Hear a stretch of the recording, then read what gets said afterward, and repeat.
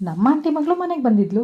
ಅವಳಿಗಂತ ಏನಾದ್ರು ಸ್ಪೆಷಲ್ ಆಗಿ ಮಾಡಬೇಕು ಅಂತ ಡಿಸೈಡ್ ಮಾಡಿ ಮಸಾಲ ವಡೆಗೆ ತಯಾರಿ ಮಾಡಿಕೊಂಡೆ. ಇದಕ್ಕೆ ನಾವು ಚಿಕ್ಕವರಿದ್ದಾಗ ಚಟ್ಟಂಬೊಡೆ ಅಂತ ಕರಿತಿದ್ವಿ. ಅಪ್ಪ ಯಾವಾಗಲೂ ಹೋಟೆಲಿಂದ ಹಿಡ್ಕೊಂಬರೋರು. ಆಗೆಲ್ಲ ಹೇಗೆ ಮಾಡಬೇಕು ಅಂತ ಗೊತ್ತಿರಲಿಲ್ಲ, ಹೇಳ್ಕೊಡೋರು ಯಾರೂ ಇರಲಿಲ್ಲ. ಈಗೆಲ್ಲ ಅದಕ್ಕೆ ತೊಂದರೆನೇ ಇಲ್ಲ. ಕೈಗೆ ಫೋನ್ ಸಿಕ್ಕಿದ್ದೆ ಅಡುಗೆ ಮಾಡೋಕ್ಕೆ ಬರದೇ ಇರೋರೆಲ್ಲ ಅಡುಗೆ ಮಾಡೋದ್ರಲ್ಲಿ ಎಕ್ಸ್ಪರ್ಟ್ ಆಗಿದ್ದೀವಿ. ಮೊದಲು ಕಡಲೆಬೇಳೆ ಮತ್ತು ಶೇಂಗಾನ 2 ರಿಂದ 3 ಅವರ್ ನೆನೆಸಿಡಿ. ನಂತರ ಮಸಾಲೆಗೆ ಹಸಿಮೆಣಸು, ಜೀರಿಗೆ, ಕರಿಬೇವು, 2 ರಿಂದ 3 ಚಕ್ಕೆ, ಕಾಯಿ ತುರಿ, ಶುಂಠಿ, ಬೆಳ್ಳುಳ್ಳಿ ಸೇರಿಸಿ ತುರಿಯಾಗಿ ರುಬ್ಕೊಳ್ಳಿ. ಬೆಳ್ಳುಳ್ಳಿ ಬೇಡ ಅನ್ನೋರು ಇಂಕನ್ನು ಸ್ವಲ್ಪ ಹಾಕಿ.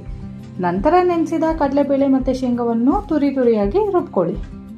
ಒಂದು ಪಾತ್ರೆಯಲ್ಲಿ ರುಬ್ಬಿದ ಮಿಶ್ರಣಕ್ಕೆ ಸಬ್ಬಕ್ಕಿ ಸೊಪ್ಪು, ಸಣ್ಣಗೆ ಕಟ್ ಮಾಡಿದ ಈರುಳ್ಳಿ, ರುಚಿಗೆ ತಕ್ಕಷ್ಟು ಉಪ್ಪು, ಸ್ವಲ್ಪ ಧನಿಯಾ ಪೌಡರ್ ಸೇರಿಸಿ ಚೆನ್ನಾಗಿ ಕಲಸಿ ಉಂಡೆ ಮಾಡ್ಕೊಳ್ಳಿ.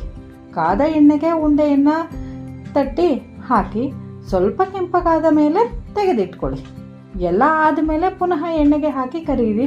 ಪುನಃ ಕರಿಯುವುದರಿಂದ ವಡೆ ಕ್ರಿಸ್ಪಿಯಾಗಿ ಬರುತ್ತದೆ. ವಿಡಿಯೋ ಇಷ್ಟ ಆದರೆ ಲೈಕ್ ಮಾಡಿ, ಶೇರ್ ಮಾಡಿ ಆ್ಯಂಡ್ ಕಮೆಂಟ್ ಮಾಡಿ. ನನ್ನ ಫಾಲೋ ಮಾಡೋದನ್ನ ಮಾತ್ರ ಮರಿಬೇಡಿ.